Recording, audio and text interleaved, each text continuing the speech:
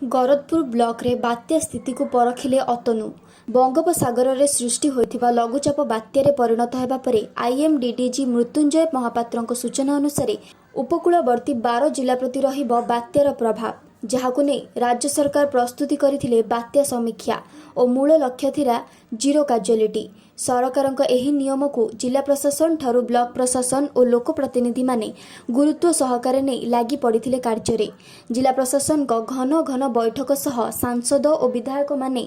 निज निज अंचल को आसी प्रशासन किभଳି भाबे लोक मानक पई प्रस्तुति करिसेंती से विषय रे तदारक करिथिले। एही प्राकृतिक विपर्यय समय रे पाटकुरा विधायकक अनुपस्थिति को नै विभिन्न सोशल मीडिया रे प्रचार होइथिला जहाकु नै केन्द्रापड़ा जिला बात्या यास रो परिचालना दायित्व रे थिबा वरिष्ठ आईएएस हेमंत शर्मा को अनुरोध क्रमे पाटकुरार पूर्वतन विधायक पूर्वतन मंत्री अतनु सब्यसाची नायक आज गरदपुर ब्लॉक रे पहुंची बात्या यास पई वीडियो श्रीजुक्त रंजित मल्लिक और तहसीलदार श्रीजुक्त अशोक कुमार बेहेरा सहित सुखिला खाद्य और गो खाद्य ठारू पॉलिथिन बाबद में पचारि बुझिथिले।